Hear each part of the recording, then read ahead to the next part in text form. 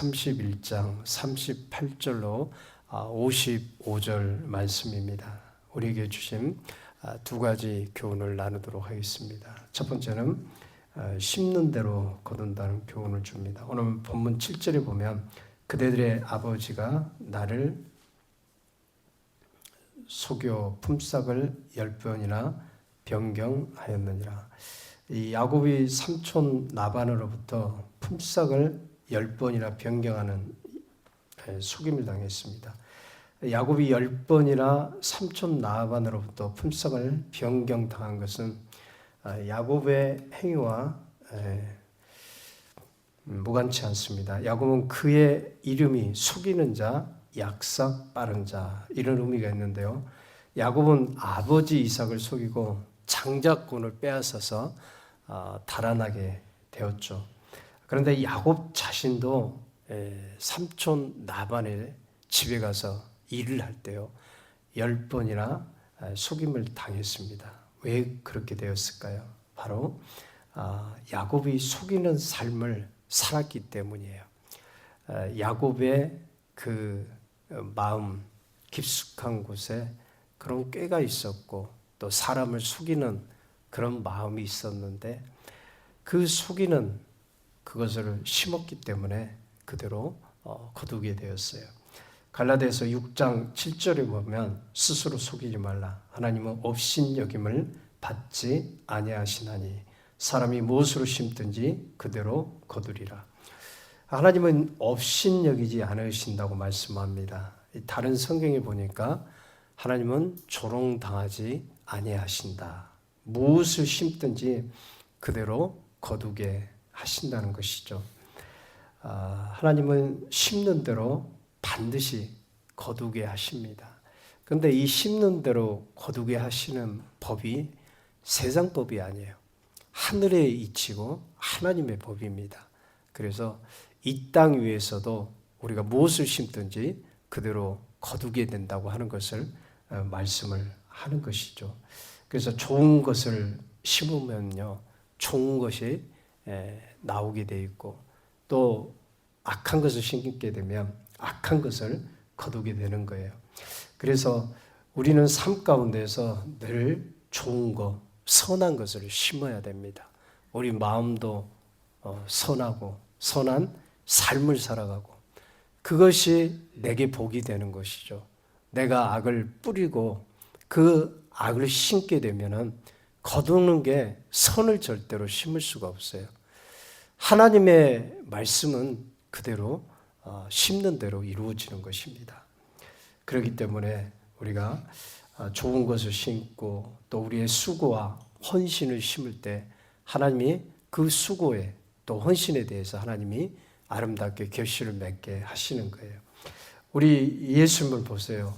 하나님의 그 놀라운 사랑, 하나님의 보좌의 영광을 버리시고 이 땅에 오셔서 십자가에서 자신의 생명을 내어놓으셨습니다.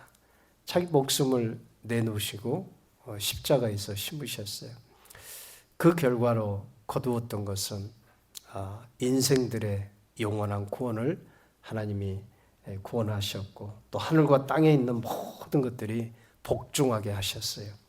그렇기 때문에 오늘 하루도 우리가 예수님 안에서 주의 진리를 따라 행하고 좋은 것들을 심어서 하늘의 보화를 거두시길 바랍니다.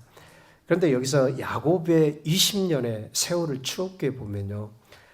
야곱은 20년 동안 외삼촌 라반과 함께 거하면서 외삼촌의 암양과 암연소를 키우면서 낙태하지 않게 하고 또 먹지도 아니했다고 하죠. 눈 붙일 겨를도 없이 이 외삼촌의 양떼를 돌봤습니다. 그럼에도 외삼촌 라반은 야곱에게 품삯을 10번이나 변경을 했는데요.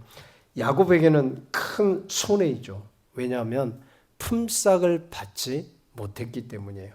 그럼에도 불구하고 하나님은 어떤 분이십니까? 야곱을 도우셨어요. 야곱에게 소유를 늘려주셨어요.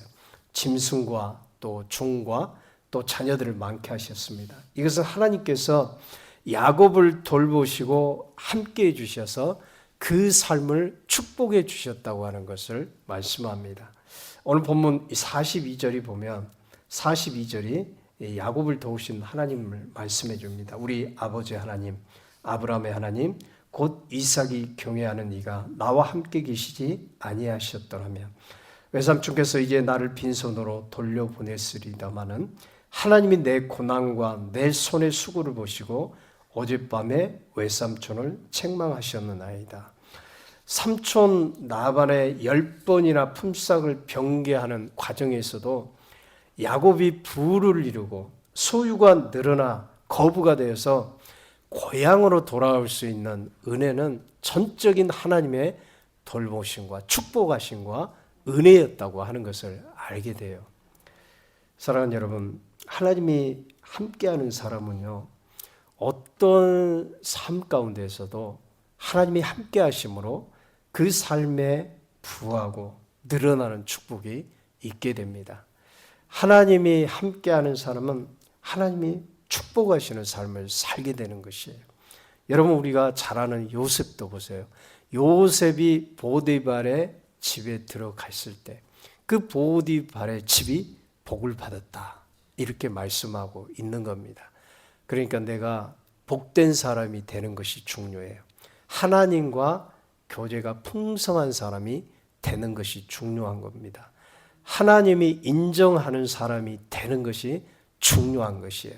늘 주님의 은혜와 축복이 나를 통해서 이웃에게 흘러가는 것입니다. 또 담장을 넘어가는 것이에요. 여러분, 이 복이라고 하는 것이 물론 소유가 늘고 삶의 복된 삶을 살 수 있는 복도 있는 것이죠. 그러나 우리에게는 더 큰 복은 하늘의 신령한 복인 줄 믿습니다. 우리 예수님을 통해서 부어지는 하늘의 신령한 복, 그 신령한 복을 우리는 더욱더 사모해야 돼요. 우리가 육신의 복도 물론 받아야 우리가 사회생활도 하고 가정생활도 하는 것입니다. 그러나 그 복도 우리에게 필요하지만 우리에게는 더 큰 축복이 우리 예수님 안에서 교제하고 그분을 통해서 하늘의 은총을 입어서 살아가는 것, 이것이 가장 큰 복 중의 복인 줄 믿습니다. 두 번째는 야곱은 하나님의 도우심으로 라반과 화해를 이룹니다. 오늘 보면 43절부터 보면 그 이야기가 나옵니다. 44절과 45절에 보면 삼촌 라반이 이 야곱과 언약을 맺고 돌 기둥을 세우게 돼요. 이제 오라, 나와 내가 언약을 맺고 그것은 너와 나 사이의 증거를 삼을 것이니라. 이 야곱이 돌을 가져다가 기둥으로 세우고 47절에 보면요, 여갈 사두라 불렸고 야곱은 그것을 갈레시라 불렀으니, 여갈 사두는 증거의 돌 무더기라는 뜻이고요, 갈르엣은 증인의 무더기라고 하는 뜻이 있어요. 이것은 삼촌 라반과 야곱이 서로 화해, 그러니까 평화 협정, 평화의 언약을 맺었음을 알게 됩니다. 라반이 야곱을 해하려고 했던 상황에서 하나님의 개입으로 평온해지죠. 야곱을 해치려고 했던 이 라반의 악한 마음이 하나님의 개입으로 사라지고 화해를 이루게 돼요. 그래서 돌 무더기를 쌓고 평화의 언약을 맺게 된 것입니다. 이런 모습을 보면 인간의 화해와 평화는 하나님만이 해결해 주실 수 있다고 하는 것을 말씀하는 겁니다. 우리 예수님은 어떤 분이십니까? 우리 예수님은 평화의 왕이십니다. 평화로 오신 분이세요. 그래서 예수님께서 십자가의 길을 걸어가실 때 예루살렘에 나귀를 타고 입성하셨어요.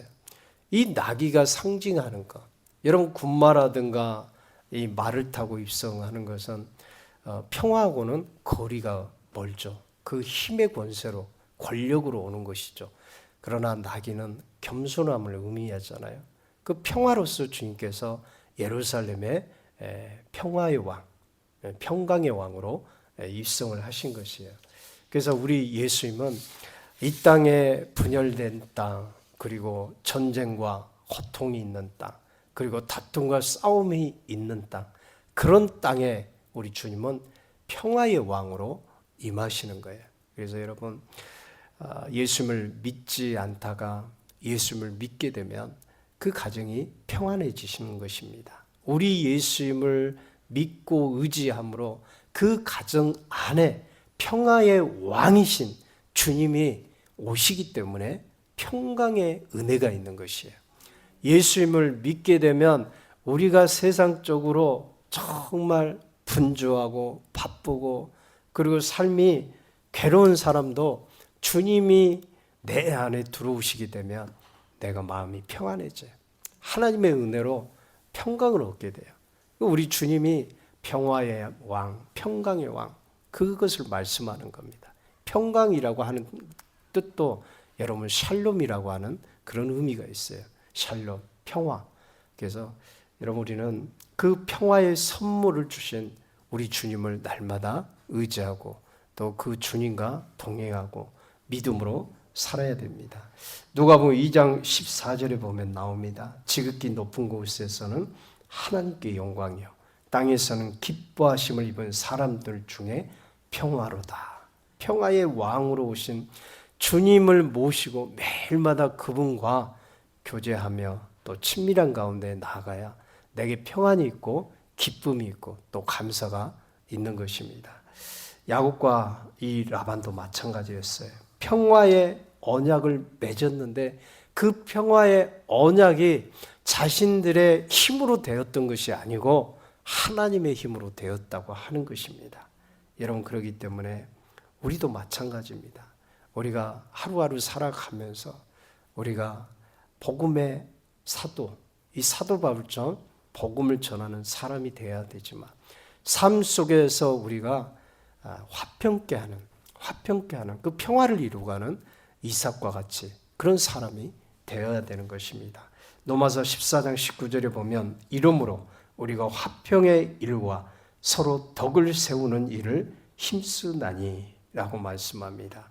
하나님의 사람은요, 싸움과 갈등보다는 평화의 사람이에요.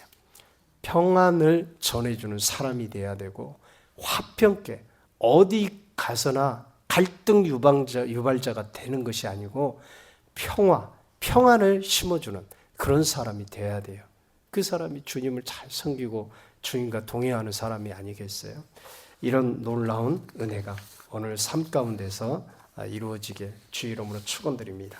기도하겠습니다. 하나님,